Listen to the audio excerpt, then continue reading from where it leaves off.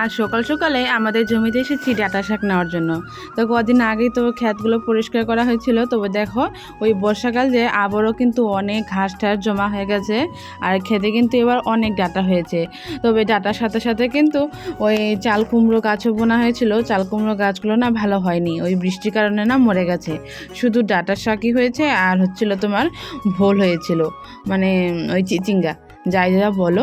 তো দেখো এদিকে আমি বেছে বেছে এখান থেকে যেগুলো মোটা ওগুলো কিন্তু তুলে নিচ্ছি, কারণ ডাঁটাগুলো কিন্তু আরও বড় হবে। তো একটু সরু সরু রয়েছে, তবে টুকিটাকি মানে কি এখান থেকে নিয়ে ঘরে খাওয়া হয় আর কি। তো আর কি এখান থেকে বেছে বেছে আমি দিদি আমরা সবাই মিলে কিন্তু অল্প অল্প করে খাওয়ার জন্য নিয়ে যাব।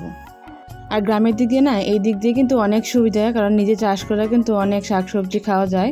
তো এটা আমাদের বাড়ির পাশে কিন্তু আমাদের জমি, আর মাঝে মধ্যে কিন্তু এখানে অনেক কিছু না কিছু করাই হয়। তো এর আগে তো ওই যে লাউ করা হয়েছিল, তো সেটার ভিডিওতে তোমাদেরকে এর আগেও দেখেছিলাম।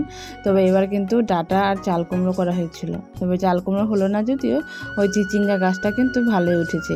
তো এদিকে দেখো মোটামুটি আমার ডাঁটা তোলানো হয়ে গেছে, তখন বাড়ির দিকে যাব।